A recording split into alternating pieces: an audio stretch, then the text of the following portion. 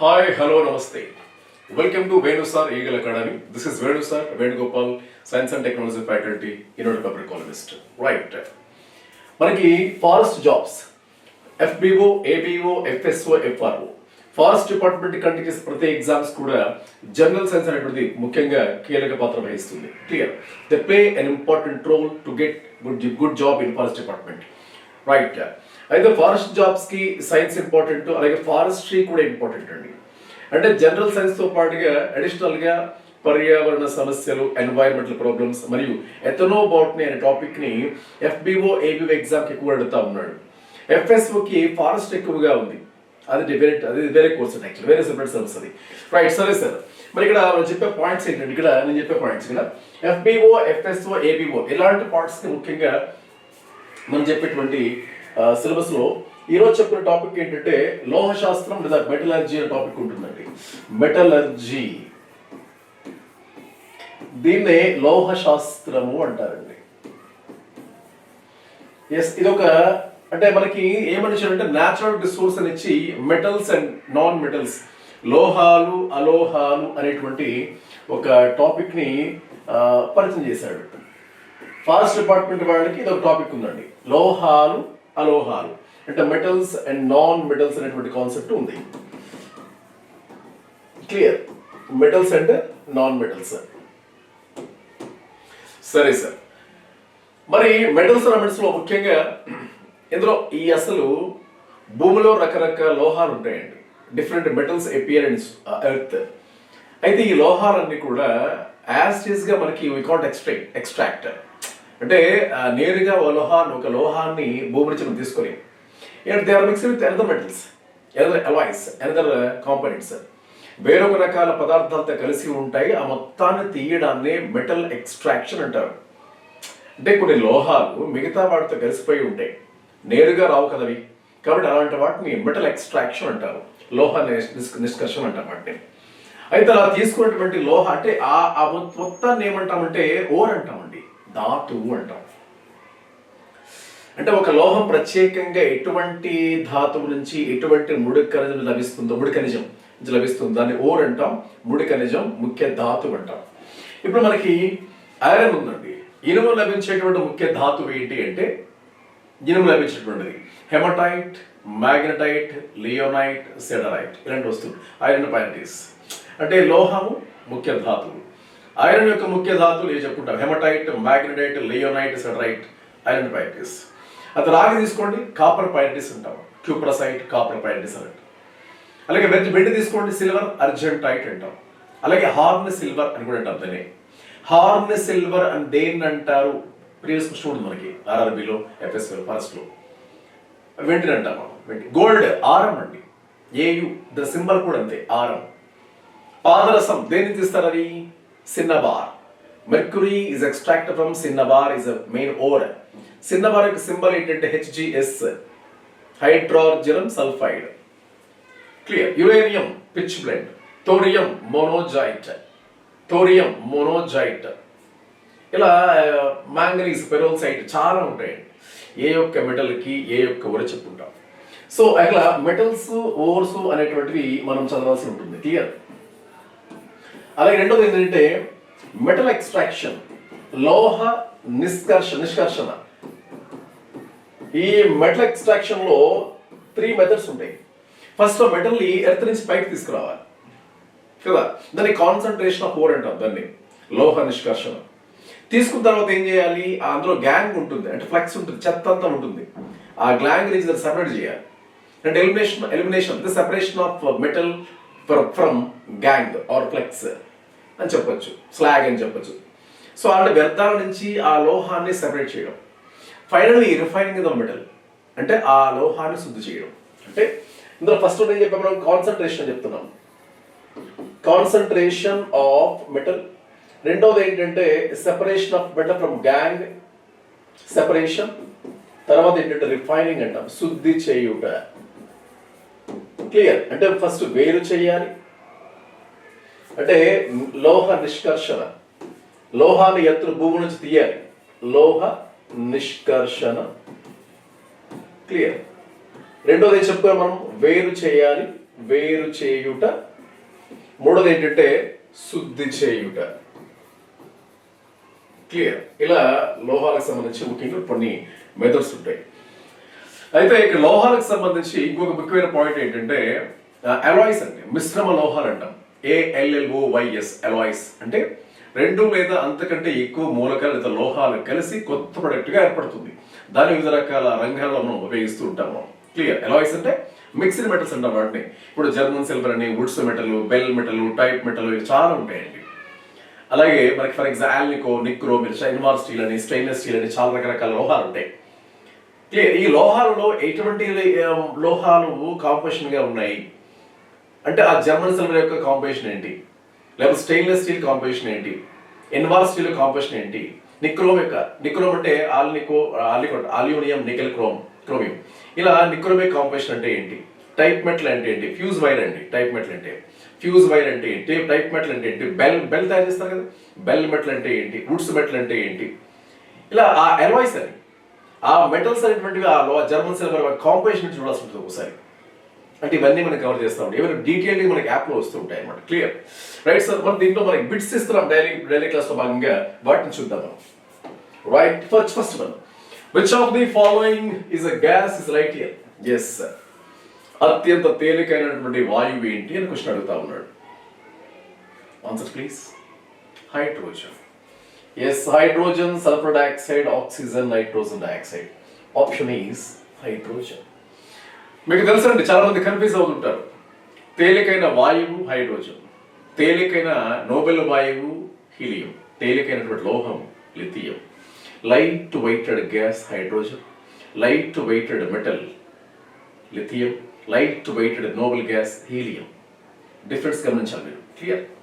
కాబట్టి the metal which is more hard and corrosion resistant, క్రింది వాడలో గట్టి లోహం ఏంటి, తుప్పు పట్టనేది ఏంటి అడుగుతా ఉన్నాడు. మీకు లోహాల ప్రత్యేకత కొన్ని స్పెషల్ ఫీచర్స్ ఉంటాయి. మానవ శరీరంలో ఎక్కువగా ఉండే లోహం ఏంటి, కాల్షియం. అతి తక్కువగా ఉండే లోహం ఏంటి, manganese. Abundant metal human body, calcium.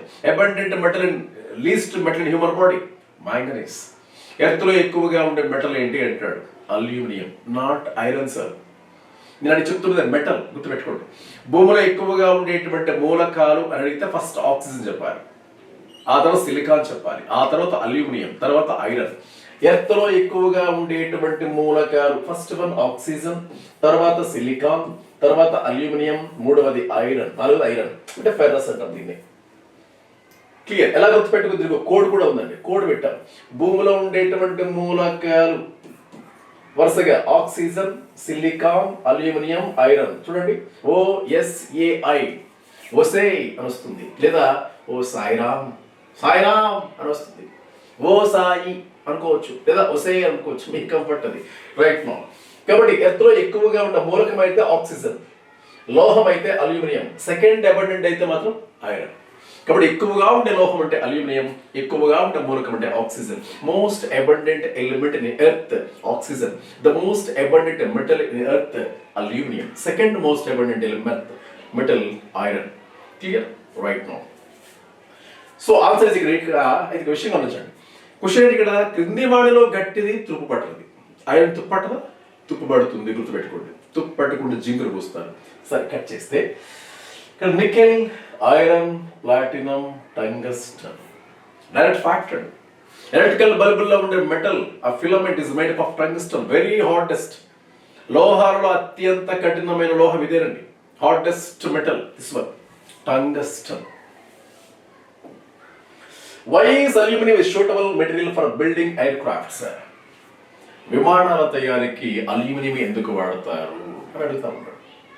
Aluminium light weighted and hardest, తేలికైనది, కాస్త గట్టిది, మిగతా వాటికంటే కొంత కంపారిటివ్. ఇక్కడ చూడండి, విమానాల తయారీలో అల్యూమినియం ఎందుకు వాడతారంటే it is good conductor of heat, అత్యుత్తమ ఉష్ణవాహకం. అత్యుత్తమ ఉష్ణవాహకం, best conductor of heat silver. Best conductor of heat liquids లో మెర్క్యూరీ. అత్యుత్తమ ఉష్ణవాహకం వెండి. ద్రవాలలో అత్యుత్తమ ఉష్ణవాహకం పాదరసం. కాబట్టి aluminium. Option wrong. It has high melting point, అత్యధిక ద్రవీభవన స్థానం దీనికి ఉండదండి. అలాగే షైనీ, షైనింగ్ అంతా మెరవదు పెద్దగా, అంటే కొంతవరకు మెరుస్తుంది, పూర్తి షైనింగ్ కాదు. దానికంటే మెరిచే సిలబస్ ఉన్నాయి. తర్వాత it is light and does not rust easily, అది అత్యంత తేలికైనది మరియు తుప్పు పట్టకుండా ఉంటుంది. కాబట్టి అంతవరకు తుప్పు పట్టదండి. అందుకు దీన్ని వాడుతూ ఉన్నారు. విమానాల తయారీలు ఎక్కువగా వాడే లోహం ఏంటంటే aluminium. Which metal does not present in the Alai German silver. Alai అంటే మిశ్రమ లోహం. క్రింది ఏ మిశ్రమ లోహం జర్మన్ సిల్వర్ లో లేని లోహం? అలాయ్ గా పిలువబడే జర్మన్ సిల్వర్ లో క్రింది 4 ఏది ఉండదు అంటాడు. జర్మన్ సిల్వర్ పేరులో సిల్వర్ ఉంది కదా, సిల్వర్ ఉంటుందా? ఉండదు. It looks to be it shines like a silver. ఇది సిల్వర్ లా విరుస్తుందే తప్ప సిల్వర్ ఉండదు.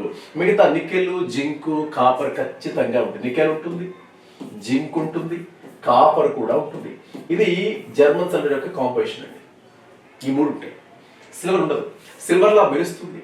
జర్మన్ మెటలర్జిస్టులు ఫస్ట్ టైం దీన్ని తయారు చేస్తారు కాబట్టి జర్మన్ సిల్వర్ పేరు వచ్చింది. Clear? Right? No sir.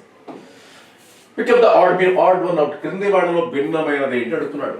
Air గాలి, బ్రాస్ ఇత్తడి, a crystal of green vitriol. Green vitriol అంటే ఫెర్రస్ సల్ఫేట్ అంటాం. బ్లూ విట్రియాల్ అంటే కాపర్ సల్ఫేట్ అంటాం. ఆయిల్ ఆఫ్ విట్రియాల్ అంటే H2SO4 అంటాం. సల్ఫ్యూరిక్ యాసిడ్ అంటాం. క్లియర్? కాబట్టి ఇక్కడ గ్రీన్ విట్రియాల్ కాబట్టి ఆప్షన్ ఇది. కాబట్టి ఇది కూడా గన్ పౌడర్ అండి. గన్ మెటల్, గన్ పౌడర్ మిగిల్సే ఉంటుంది.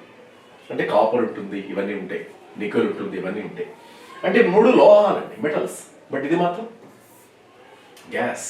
కాబట్టి order out iron.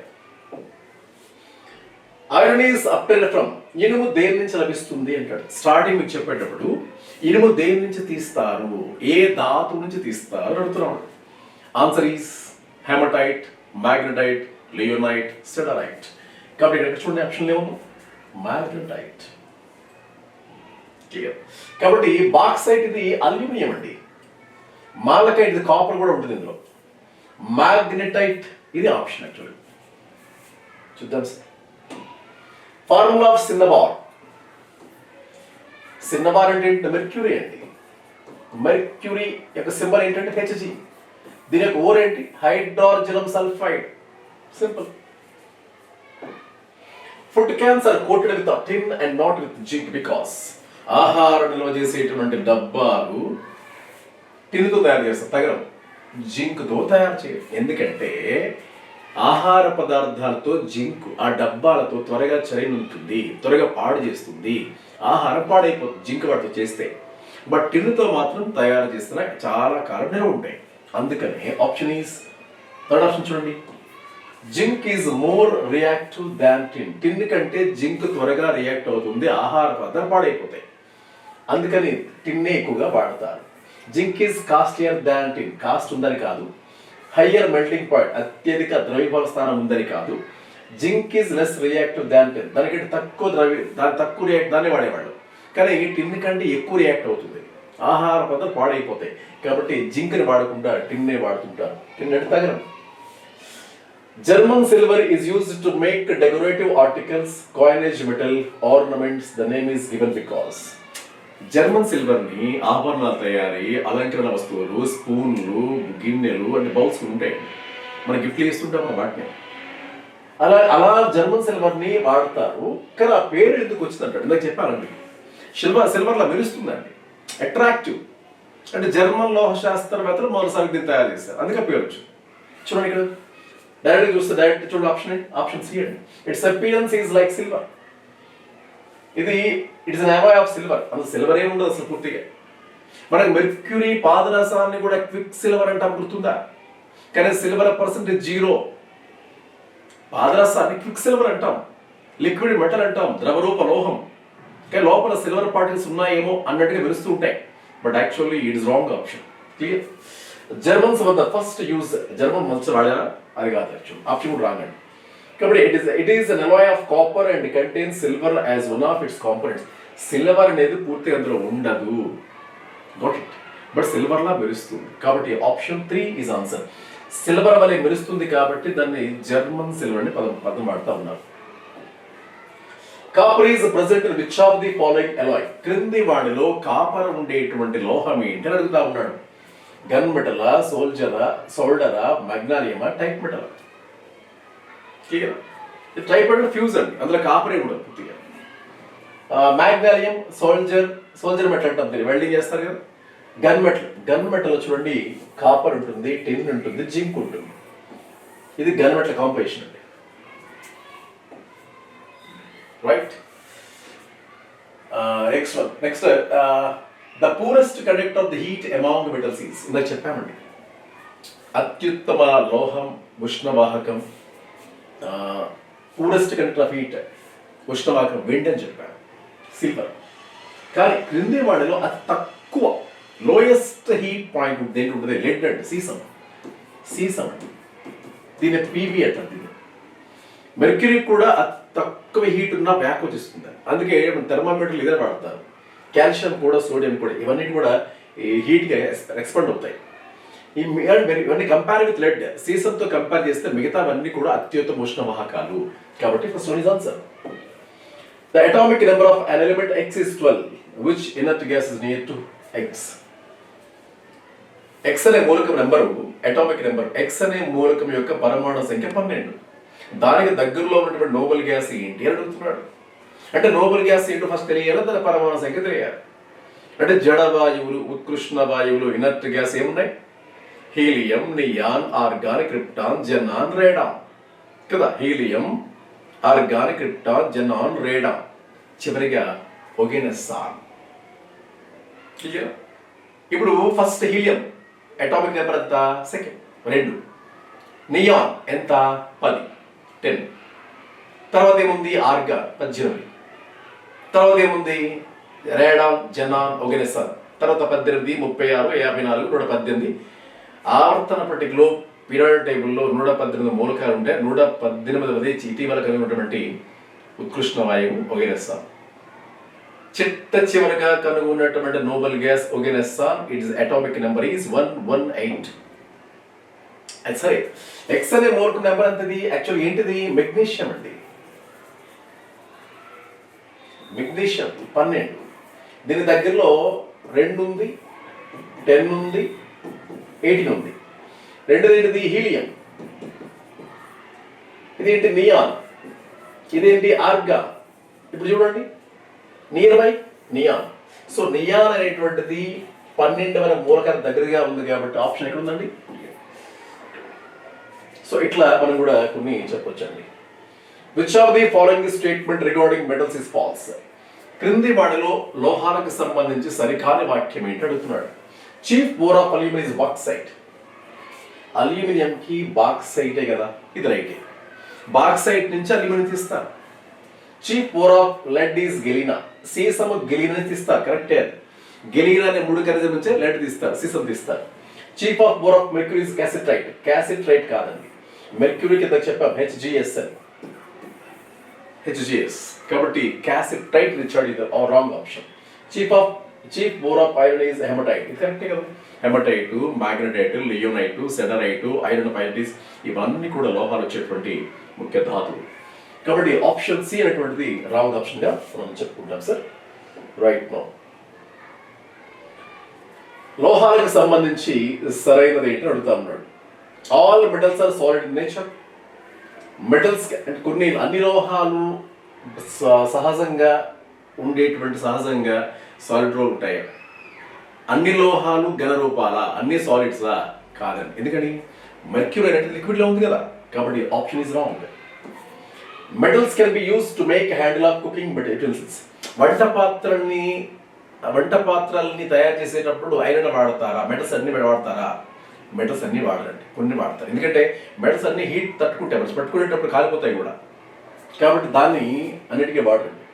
Special handles గుర్తుపెట్టుకోండి, కాలిపోతాయి.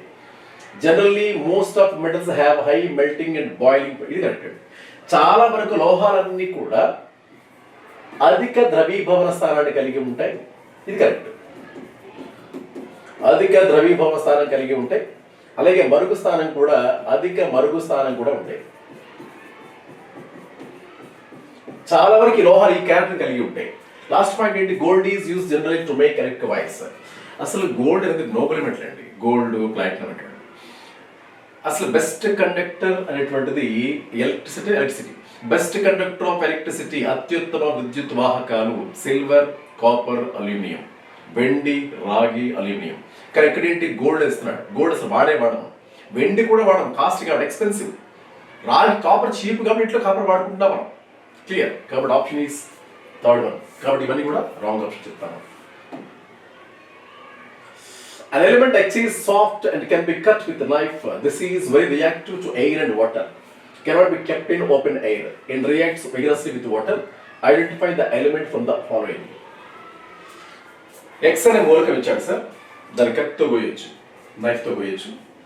అలాగే గాలితో కూడా రియాక్ట్ అవుతుంది, వాటర్తో బాగా రియాక్ట్ అవుతుంది. కానీ గాల్లో ఎక్కువగా ఉంచకూడదు. అలాగే ఆ ఎలిమెంట్ ఏంటి అని అడుగుతా ఉన్నాడు. Magnesium, sodium, phosphorus and calcium. Option is sodium. Direct fact ఇది. ఎందుకంటే ఇది గాలితో చదువు, నీటిలో ఇది కరిగిపోతుంది కూడా ఈజీగా, కత్తితో పోయొచ్చు కూడా. కాబట్టి సోడియం అంటాం. Last one, metals like gold, platinum which don't easily react are called. Yes, బంగారం, ప్లాటినం ఈ రెండు కూడా త్వరగా రియాక్ట్ అవ్వండి. ఎందుకంటే మనం గోల్డ్ పెట్టుకుంటాం, రింగ్ లేకపోతే చైన్ వేసుకుంటాం, కొన్ని 10 సంవత్సరాల పాటు అలాగే ఉంటుంది. అది రేర్గా షైనింగ్ తగ్గుతుంది తప్ప మెరుస్తూనే ఉంటుంది. అది త్వరగా రియాక్ట్ అవ్వం. అందుకే వాటి నోబెల్ మెటల్స్ అంటాం. ఉన్నత లోహాలు గోల్డ్, ప్లాటినం ఇలాంటి వాటిని ఏమంటామంటే నోబెల్ మెటల్స్ అంటాం వాటిని. క్లియర్. ఇది ఈరోజు ఎపిసోడ్. అదే మెటల్ సంబంధించి మనకి forest beat officer, assistant beat ఆఫీసర్కి ముఖ్యమైనటువంటి టాపిక్ ఇది. కాబట్టి దీనిలో ఏం చదవాలో చెప్పాను మీకు. ఓరేంటి, ఎక్కడెక్కడ తీస్తారు, ఎలా శుద్ధి చేస్తారు, అలాగే ఎక్కువగా మానవుడు వాడుతున్న మెటల్స్ ఏమేమి ఉన్నాయి, ఇవన్నీ కొన్ని అలాయ్స్, మిశ్రమ లోహాలు కూడా చదవండి. అంటే లోహాలు అవి తీసే పద్ధతులు, లోహాలు అవి 3 కణజాలు, మిశ్రమ లోహాలు వాటిలో కాంపోజిషన్ దేనికి వాడతారు, కొన్ని లోహాలకు సంబంధించి సూపర్లేటివ్ పాయింట్స్ ఉంటాయి, ఎక్కువ తక్కువ దేనిలో వాడతారు అనేవి ఉంటాయి. ఇవన్నీ అప్పుడు చదవండి. Thank you. So download Venusa legal academy. Remaining రాబోయే రోజుల్లో మీకు ఫ్రీ టెస్ట్ సిరీస్ కూడా అందిస్తాం. Thank you so much.